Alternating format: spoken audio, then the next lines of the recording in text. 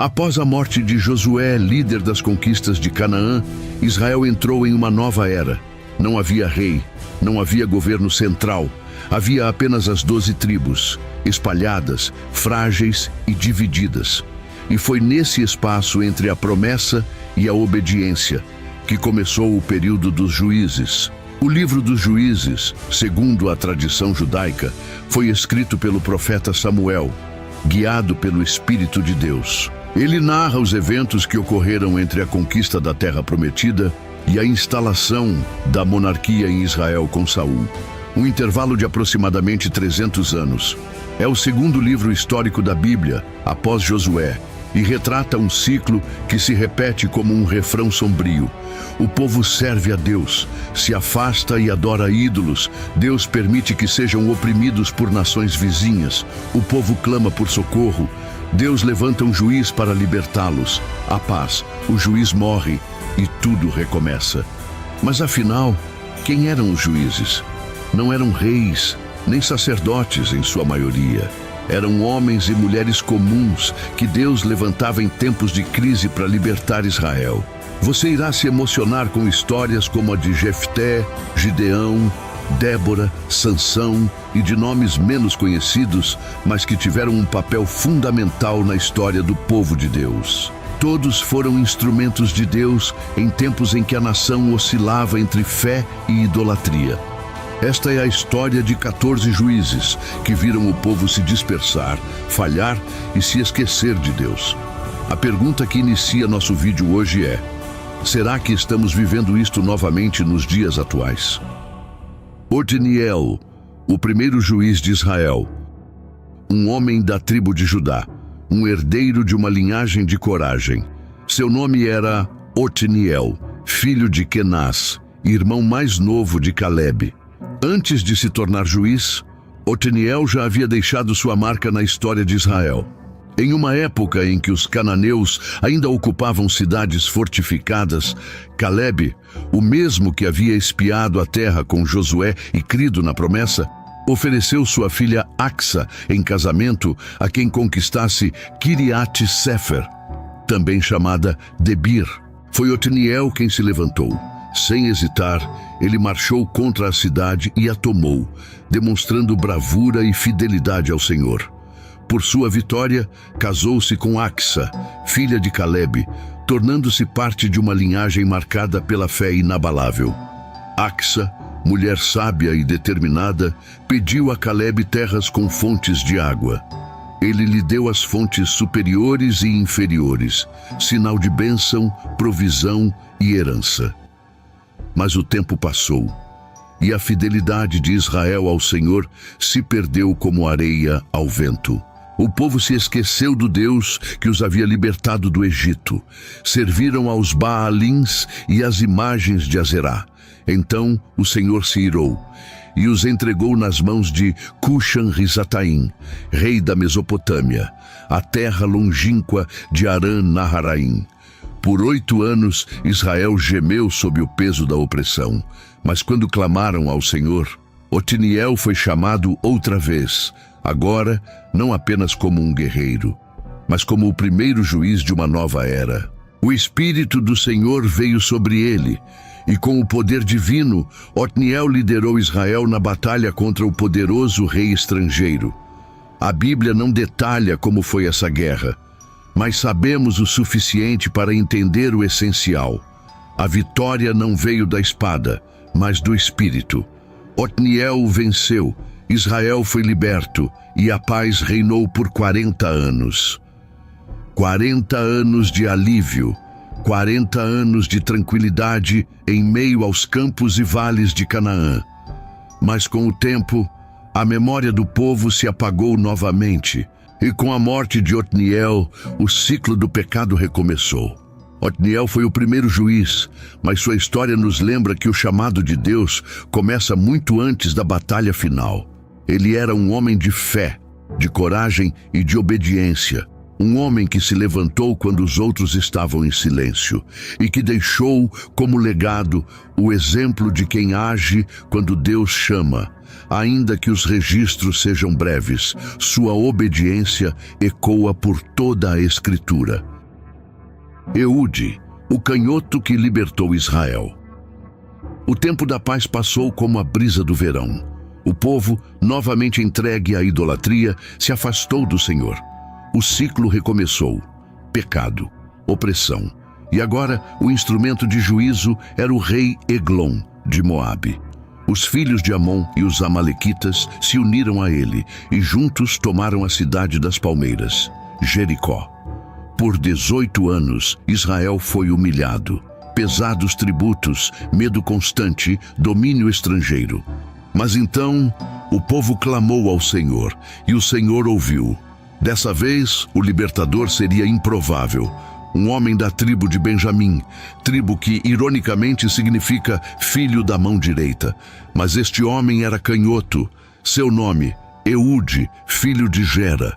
E foi a sua condição incomum que se tornaria a chave da vitória.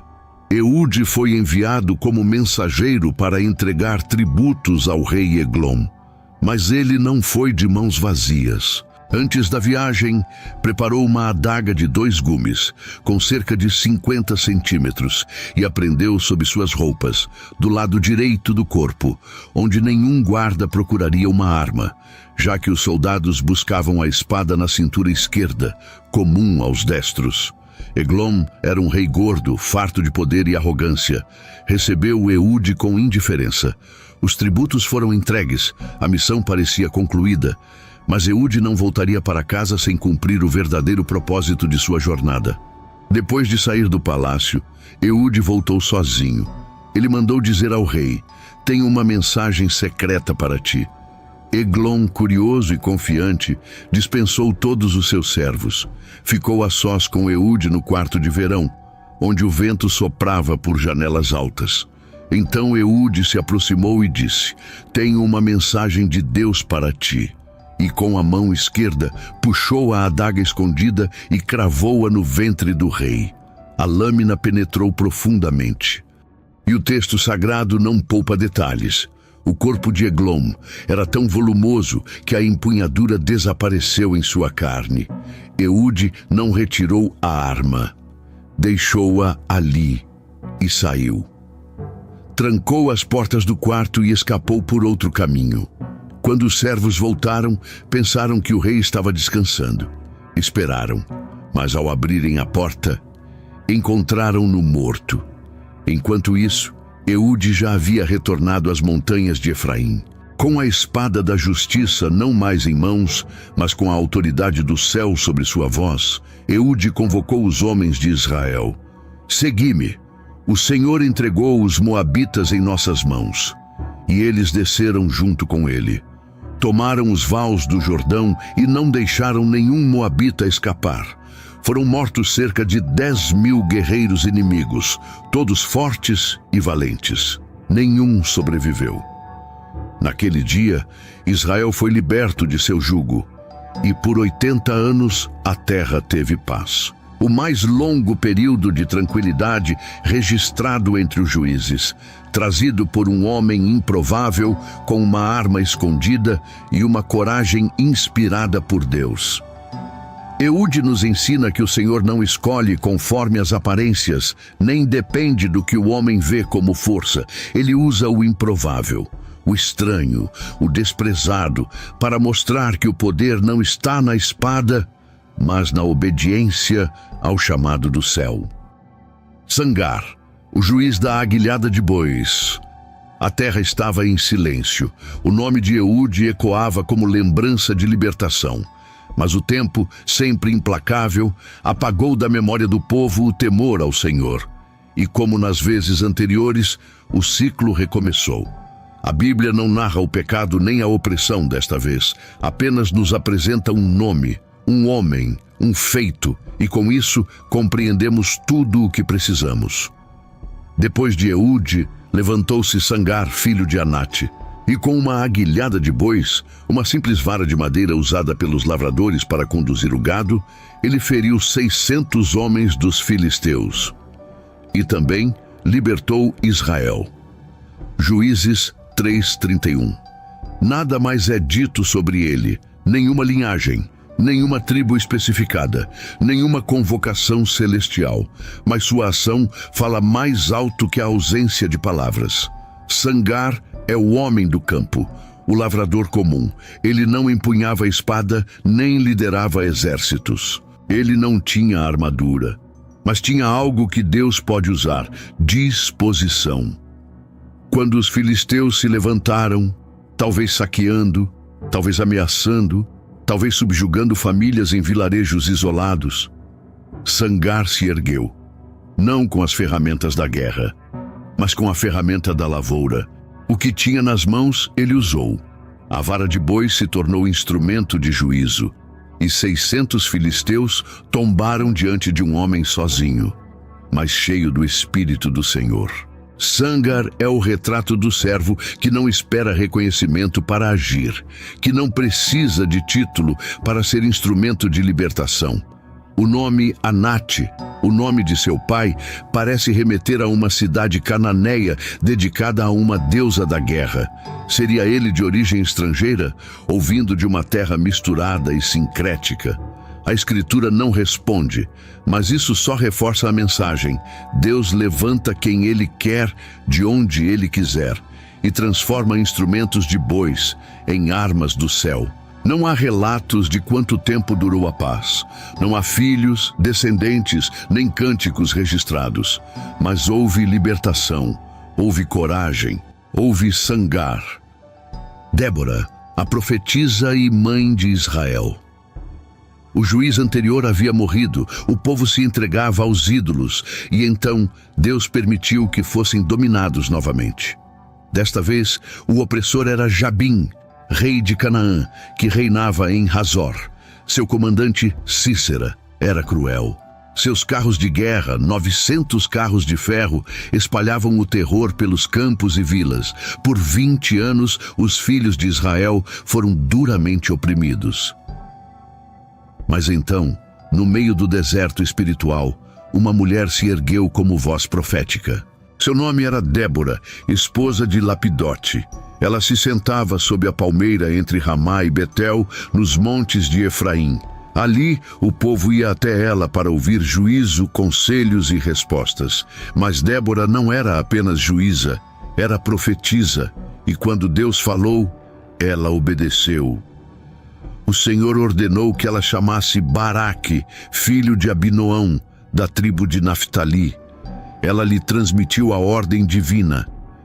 Vai, ajunta 10.000 homens das tribos de Naftali e Zebulon e marcha até o monte Tabor, porque o Senhor entregará Sísera em tuas mãos.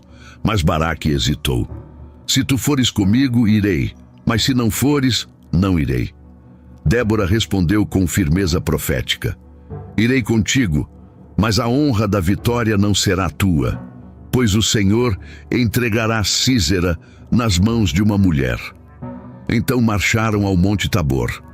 Enquanto Sísera reunia seus carros de ferro no ribeiro de Quizon, confiando em sua força, o céu se movia em silêncio. E no momento determinado, Débora deu a ordem: levanta-te, Baraque, porque este é o dia em que o Senhor entregou Sísera em tuas mãos. Por acaso o Senhor não saiu adiante de ti?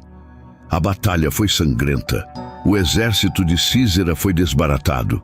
Os carros de ferro atolaram na lama, pois chuvas pesadas, mencionadas no cântico de Débora, transformaram o terreno seco em armadilha. O exército de Israel, armado apenas com coragem e fé, venceu uma força superior em número e tecnologia. Sísera, no entanto, fugiu a pé.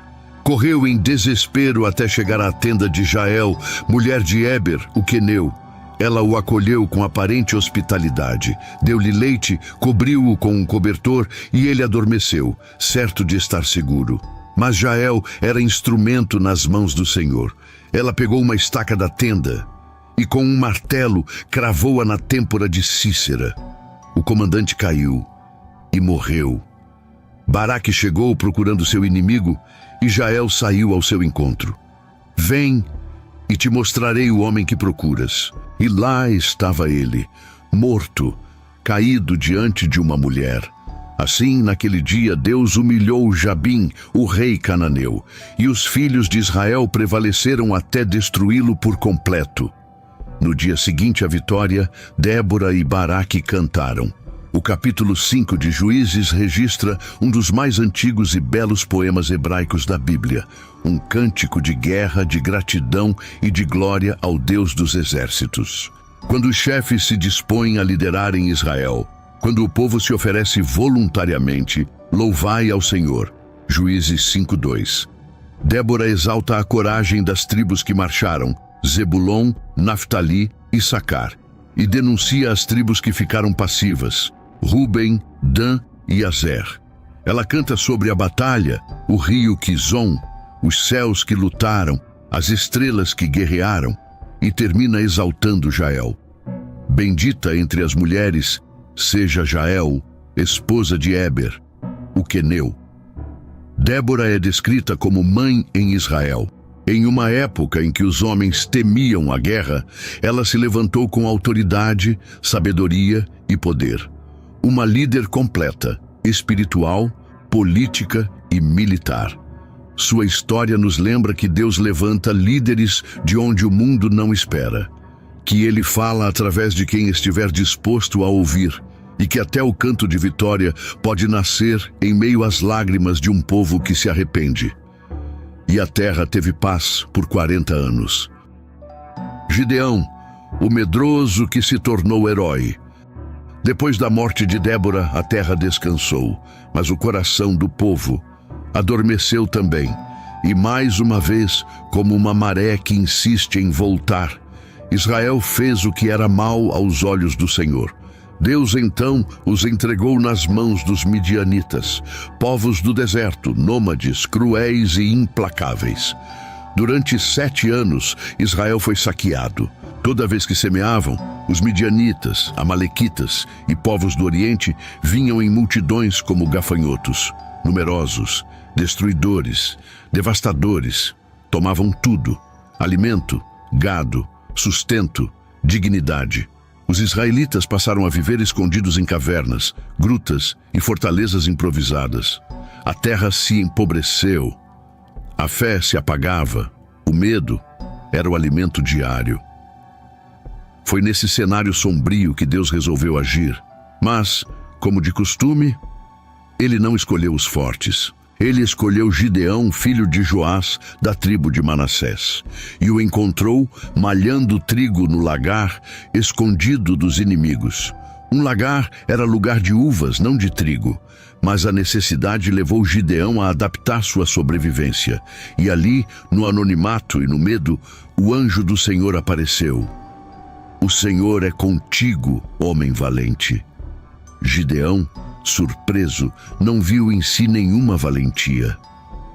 Se o Senhor é conosco, por que tudo isso nos aconteceu? Onde estão as maravilhas que nos contaram? O anjo, porém, não respondeu com explicações, mas com um chamado. Vai nesta tua força e livra Israel das mãos dos midianitas. Porventura não te enviei eu? Juízes 6:14.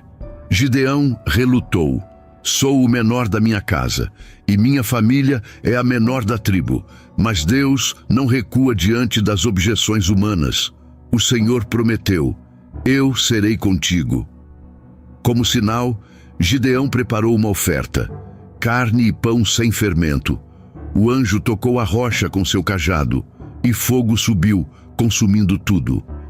Gideão caiu em temor. Viu o anjo do Senhor face a face, mas o Senhor respondeu: paz seja contigo, não temas. E Gideão construiu ali um altar. O Senhor é paz, Javé Shalom. Antes da guerra externa, era preciso destruir os ídolos internos. Na calada da noite, Gideão obedeceu ao Senhor. Destrói o altar de Baal do teu pai. Corta o poste ídolo de Azerá ao lado dele. Gideão temeu, mas obedeceu. À noite, com 10 homens, ele derrubou o altar, cortou o poste e ergueu um altar ao Senhor. Pela manhã, a cidade se enfureceu. Quem fez isso? Quando souberam, exigiram sua morte, mas Joás, seu pai, respondeu: se Baal é Deus, que ele mesmo contenda por si. E por isso Gideão passou a ser chamado de Jerubaal, que Baal contenda com ele. Os midianitas e amalequitas se ajuntaram no vale. Gideão foi tomado pelo Espírito do Senhor e convocou as tribos. Mas o medo ainda habitava seu coração. Então ele pediu um sinal com o velo de lã. Se és tu quem vai me usar, faz com que o velo fique molhado de orvalho e o chão ao redor seco. E assim foi. No dia seguinte, pediu o contrário: o velo seco e o chão molhado. Deus atendeu de novo. Gideão estava pronto. 32.000 homens atenderam ao chamado. Mas Deus disse: é gente demais. Se vencerem assim, dirão que foi pela força deles. Então Gideão anunciou: quem estiver com medo, volte para casa.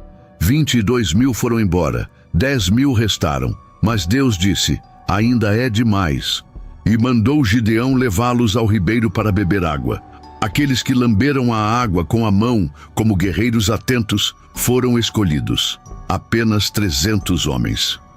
À noite o Senhor disse: se ainda tens medo, desce ao arraial inimigo e ouve o que dizem. Gideão desceu com seu servo e ouviu um homem contando um sonho. Viu um pão de cevada rolando contra a tenda dos midianitas. Ela virou e caiu. Outro respondeu: este é Gideão. Deus entregou os midianitas nas mãos dele. Gideão se prostrou em adoração. Voltou e dividiu seus homens em 3 grupos, cada um com uma trombeta, um cântaro e uma tocha escondida dentro. À noite, ao sinal, eles gritaram: pelo Senhor e por Gideão! Quebraram os cântaros, revelando as tochas. Tocaram as trombetas. O terror se espalhou. Os inimigos se confundiram e mataram uns aos outros. E o exército de Israel venceu, sem espada na mão.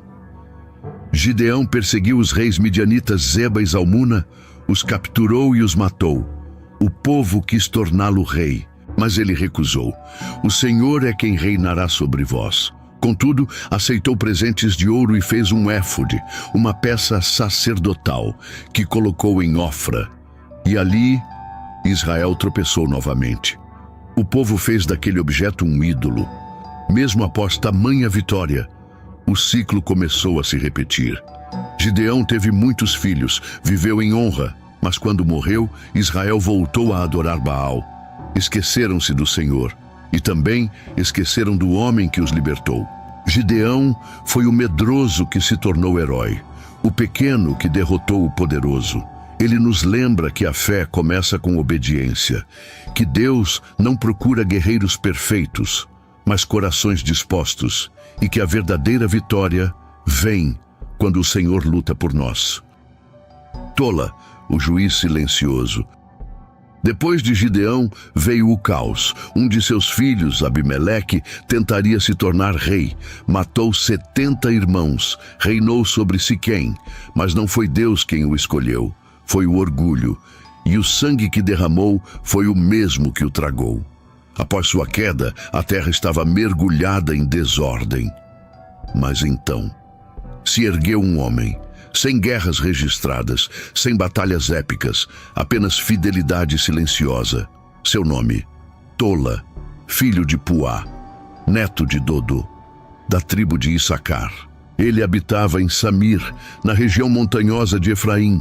Tola julgou Israel por 23 anos. Não há relatos de grandes milagres, nenhum cântico, nenhuma guerra, mas também nenhuma idolatria. Sua missão foi restaurar a ordem, estabilizar a nação, ser voz de justiça após o tumulto provocado por Abimeleque. Tola nos ensina que nem todos os chamados são feitos sob holofotes. Às vezes, Deus levanta homens e mulheres para restaurar em silêncio, para servir sem palco, para governar com sabedoria e paz. Quando Tola morreu, foi sepultado ali mesmo, em Samir, um juiz esquecido pelos homens, mas lembrado pelo céu. Jair, o juiz dos filhos cavaleiros. Depois de Tola, levantou-se Jair, o gileadita. Ele julgou Israel por 22 anos. Um tempo de estabilidade se manteve, mas sua história nos é contada com um detalhe singular. Teve 30 filhos que cavalgavam sobre 30 jumentos e possuíam 30 cidades, chamadas as cidades de Jair, até hoje, Juízes 10:4.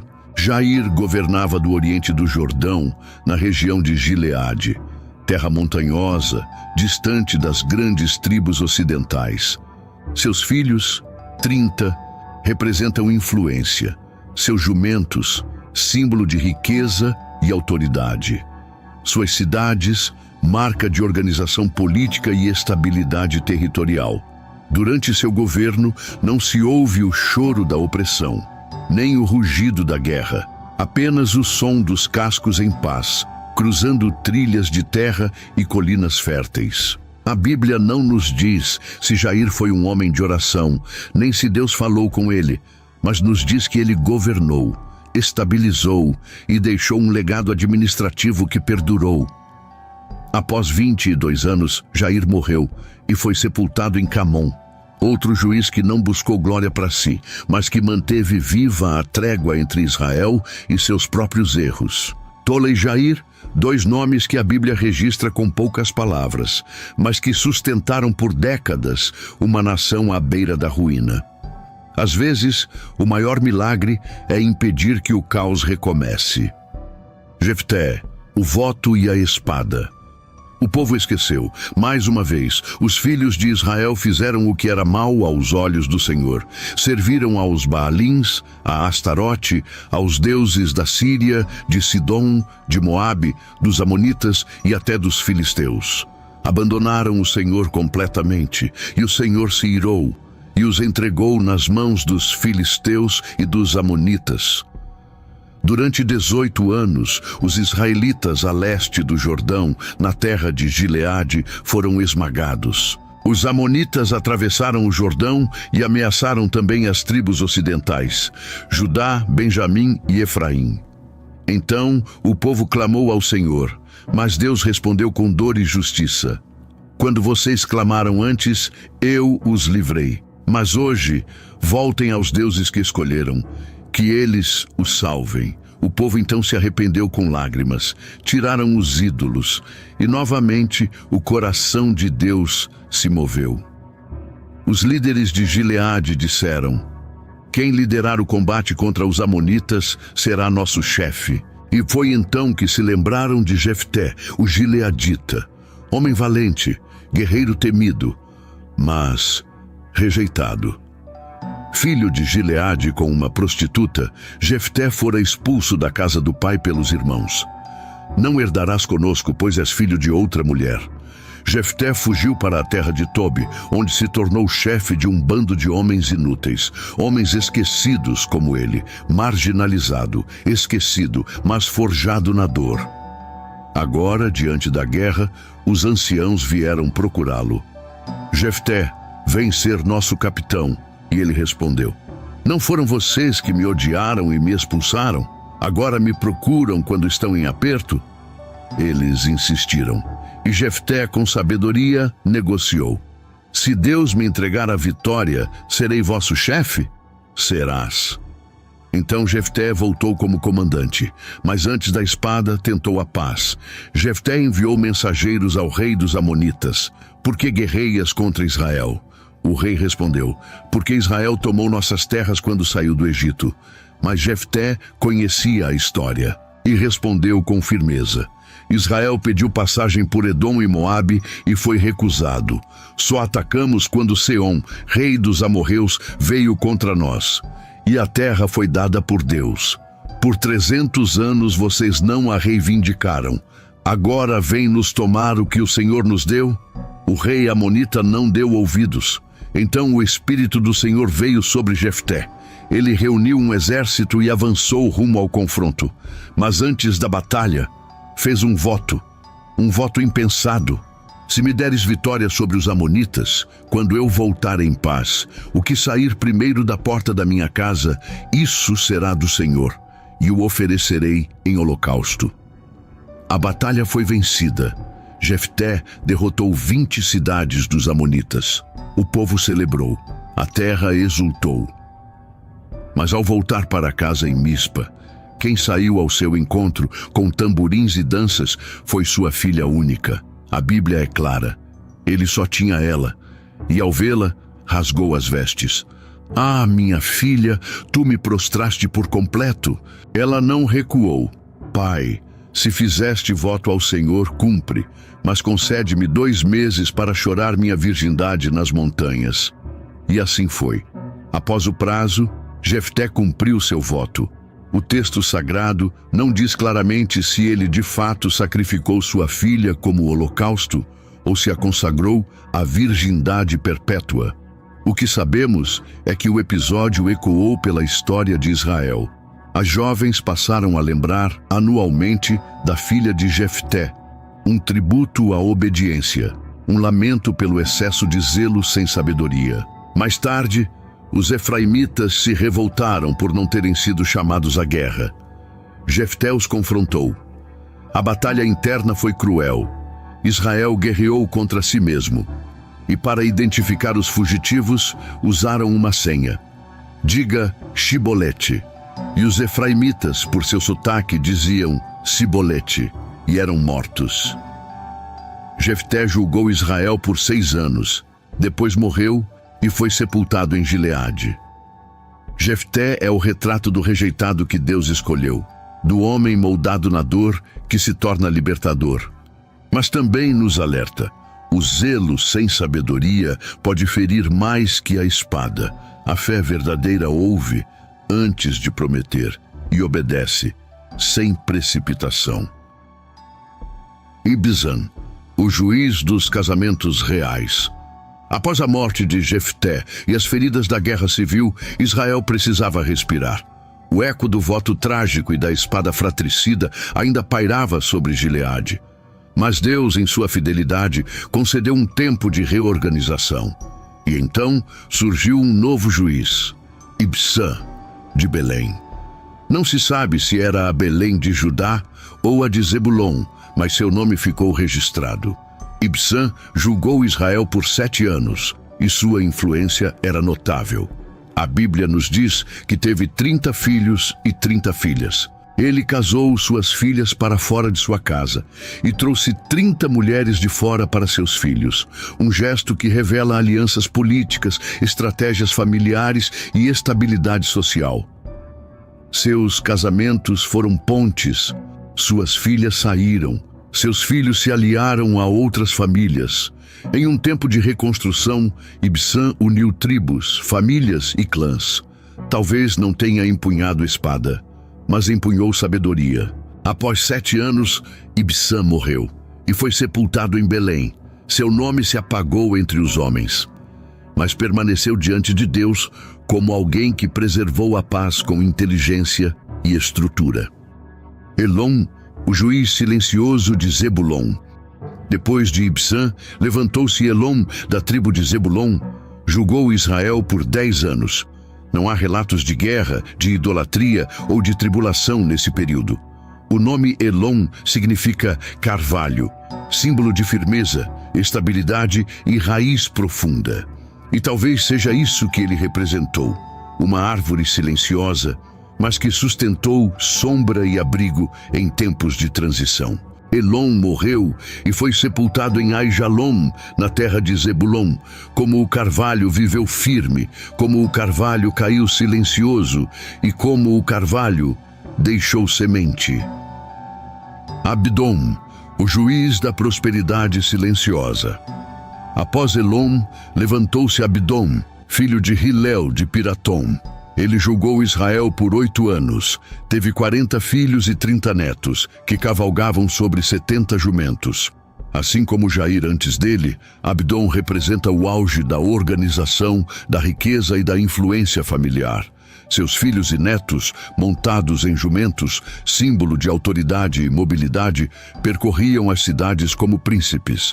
70 montarias, 70 nomes, 70 caminhos de paz. Abdom foi sepultado em Piratom, na terra de Efraim, na região montanhosa dos Amalequitas, um homem de estabilidade que usou o tempo de liderança para construir um legado.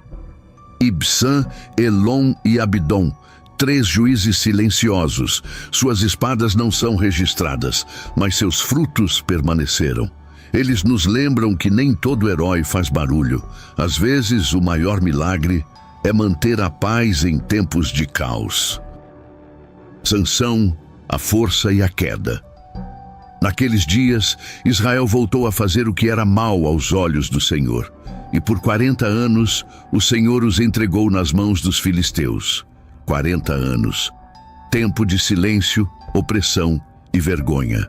Mas Deus nunca se esquece. E mesmo quando Israel já não clamava como antes, o céu decidiu intervir, não com um exército, mas com uma promessa. Na tribo de Dan havia um homem chamado Manoá de Zorá. Sua esposa era estéril. Mas um dia o anjo do Senhor apareceu a ela. Eis que és estéril, mas conceberás e darás à luz um filho. Ele será nazireu, consagrado a Deus desde o ventre. Não beba vinho, não coma nada impuro, nem passe navalha sobre a cabeça do menino, porque ele começará a libertar Israel das mãos dos filisteus. O casal creu, e no tempo certo nasceu o menino. Deram-lhe o nome de Sansão, e o Espírito do Senhor começou a agir nele ainda jovem, entre Zorá e Estaol. Já adulto, Sansão desceu a Tina e viu ali uma mulher filisteia. Voltou para casa e disse: vi uma mulher entre os filisteus, tomai-a por esposa. Seus pais resistiram. Não há mulher entre teu povo? Mas Sansão insistiu: é ela quem me agrada. O texto diz: isto vinha do Senhor, pois ele buscava ocasião contra os filisteus. No caminho para Tímina, um leão o atacou. O Espírito do Senhor se apoderou dele, e Sansão rasgou o leão com as próprias mãos, como quem rasga um cabrito. Dias depois, voltou e encontrou o corpo do leão. Dentro da carcaça, um enxame de abelhas e mel. Ele tomou o mel e comeu. No casamento, Sansão propôs um enigma aos 30 convidados filisteus. Do comedor saiu comida, e do forte saiu doçura. Em 3 dias eles não decifraram, e ameaçaram sua esposa. Descubra o segredo, ou mataremos você e sua família. Ela chorou, insistiu, e Sansão cedeu. Quando revelaram o enigma, ele respondeu com ira: se não tivesseis arado com minha novilha, não teríeis descoberto. Ele saiu, matou 30 filisteus e entregou suas roupas como pagamento. Quando voltou para buscar sua esposa, ela havia sido dada a outro homem. Sansão se vingou, pegou 300 raposas, amarrou-as aos pares, colocou tochas entre suas caudas e soltou-as nos campos dos filisteus. Os campos, vinhas e olivais foram queimados. Os filisteus reagiram matando a esposa e o sogro de Sansão. Ele, por sua vez, os atacou com fúria. Os filisteus subiram contra Judá. 3.000 homens de Judá foram até Sansão. Viemos prender-te. Jurem que vocês não me matarão. Juramos. Amarraram-no com cordas novas e o entregaram. Mas o Espírito do Senhor se apoderou dele. As cordas se desfizeram como fios de linho queimados. Ele achou uma queixada de jumento, e com ela matou 1.000 homens. Depois disso clamou: morrei eu agora de sede, Senhor. E Deus abriu uma fonte na rocha. Ele bebeu e reviveu. Depois, Sansão se apaixonou por outra mulher, Dalila, no vale de Soreque. Os príncipes dos filisteus a subornaram. Descobre o segredo da força dele. 3 vezes Sansão mentiu. Mas ela o pressionava dia após dia, até que sua alma se angustiou até a morte. Então ele contou tudo. Jamais passou navalha sobre minha cabeça. Sou nazireu de Deus. Dalila fez com que dormisse em seu colo. Chamou um homem e rapou-lhe a cabeça. E disse: Sansão, os filisteus vêm. Ele se levantou, mas o Senhor já havia se retirado dele. Eles o prenderam. Vazaram-lhe os olhos e o levaram a Gaza. Prenderam-no com correntes de bronze, e ele girava a mó, como um animal. Mas o cabelo de Sansão começou a crescer, E um dia, os filisteus celebravam a vitória de seu deus Dagon. Trouxeram Sansão para zombar dele. Ele pediu: "Deixem-me tocar nas colunas." E orou: "Senhor Deus, lembra-te de mim. Dá-me forças mais uma vez, para que eu me vingue dos filisteus por causa dos meus olhos." Ele empurrou as colunas com toda a força, e o templo caiu sobre os príncipes e sobre o povo. Sansão matou mais em sua morte do que em toda a sua vida. Seus irmãos o buscaram, e ele foi sepultado entre Zorá e Estaol, no túmulo de seu pai Manoá. Sansão foi juiz de Israel por 20 anos, um homem dividido entre o chamado e o desejo, entre a força divina e as fraquezas humanas. Sua vida foi marcada por vitórias grandiosas e falhas profundas. Mas no fim, quando reconheceu sua dependência de Deus, foi restaurado. Aquele que nasceu de um milagre morreu como sacrifício, e sua história ecoa até hoje. Deus usa até mesmo os quebrados para cumprir seus propósitos eternos.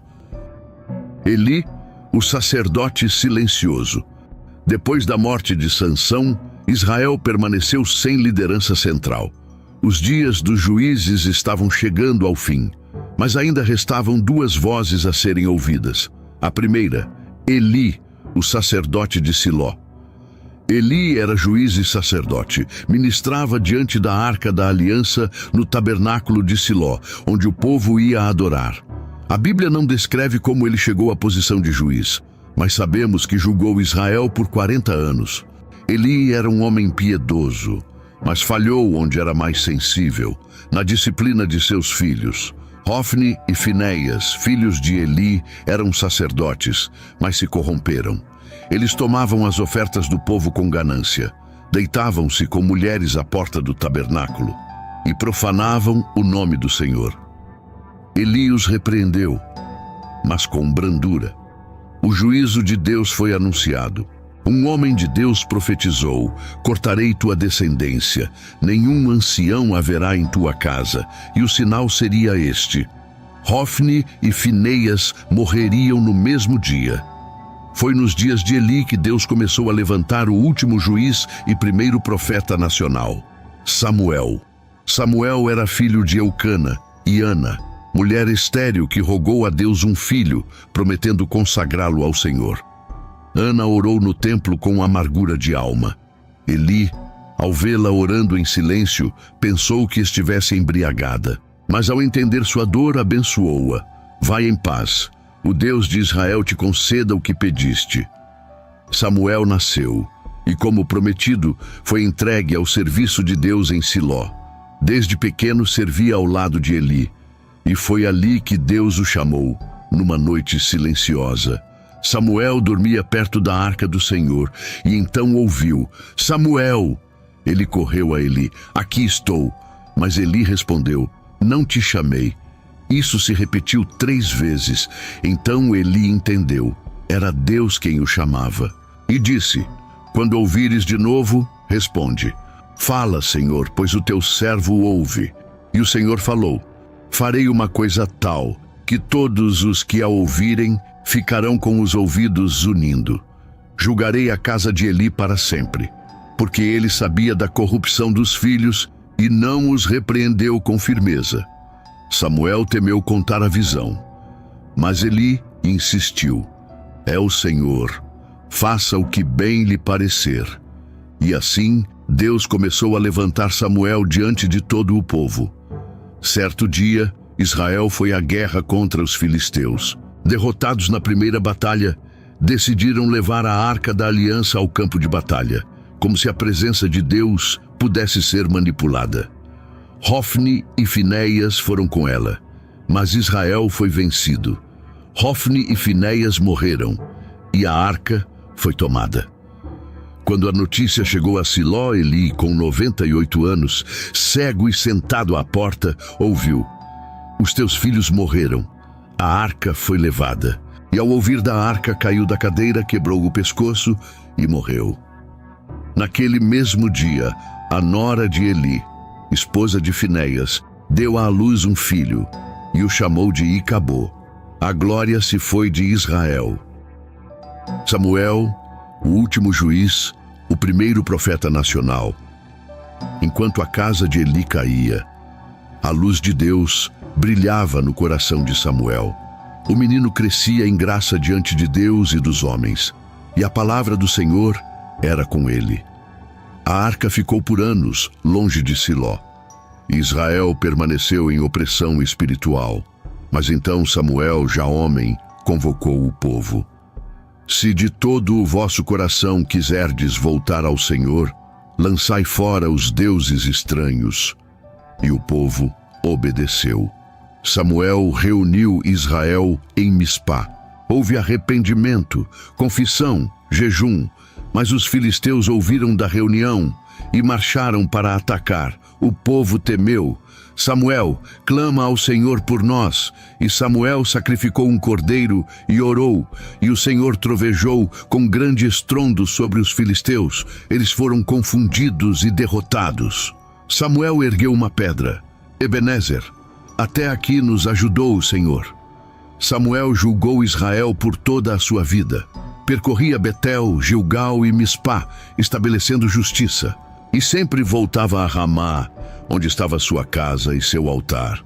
Quando envelheceu, colocou seus filhos como juízes, mas eles não seguiram seus caminhos. Então o povo pediu: dá-nos um rei, como tem as outras nações.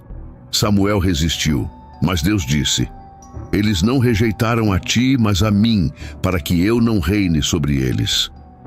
Assim, com o fim de Samuel, termina o tempo dos juízes e começa a era dos reis. Mas a história de cada juiz, de Otniel a Samuel, nos lembra de algo eterno. Deus levanta libertadores, mas espera corações obedientes. Ele age na guerra, na paz, no silêncio, na dor e até nas quedas. E mesmo quando o povo se afasta, o Senhor continua fiel. Ele ainda ouve o clamor dos que o buscam. Ainda hoje, ele levanta juízes, homens e mulheres comuns, com corações voltados para o céu. E assim terminou o tempo dos juízes, um período de altos e baixos, de glória e vergonha, de fé ardente e idolatria fria. Foram homens e mulheres que se levantaram em tempos sombrios, não porque eram perfeitos, mas porque estavam dispostos a ouvir a voz de Deus e se mover quando ninguém mais se movia. De Otniel a Samuel, vimos guerreiros improváveis, mulheres corajosas, homens rejeitados, líderes silenciosos e até heróis trágicos, cada um com sua marca, cada um com seu chamado. Alguns lutaram com espadas, outros com orações, alguns venceram multidões, outros apenas sustentaram a paz. Mas em todos, uma verdade permaneceu. Deus não abandona seu povo. Mesmo quando Israel caiu, ele os levantou. Mesmo quando se afastaram, ele esperou. Mesmo quando clamaram tarde, ele respondeu. A história dos juízes não é apenas sobre passado, ela é um espelho do presente. Quantas vezes nos afastamos, quantas vezes andamos em círculos, o ciclo ainda é o mesmo: desobediência, quebra, arrependimento e restauração. Mas um dia esse ciclo seria rompido, não por um juiz, nem por um rei humano, mas por um Salvador perfeito. Ele não julgaria por aparência, nem libertaria com espada, mas com amor, com cruz, com sangue. Jesus, o justo juiz, aquele que veio para pôr fim ao caos e trazer um reino que jamais será abalado. Hoje, ainda vivemos dias difíceis, ainda há escuridão, ainda há opressão, mas o céu ainda ouve, e Deus ainda chama. Ele ainda levanta vozes, ainda levanta juízes, profetas e intercessores, pessoas comuns com corações quebrantados. Se o povo clamar, o Senhor responderá, pois a história pode se repetir, mas o amor de Deus nunca falha. Se você gostou do vídeo, se inscreva no nosso canal. Que Deus abençoe a todos nós. Amém.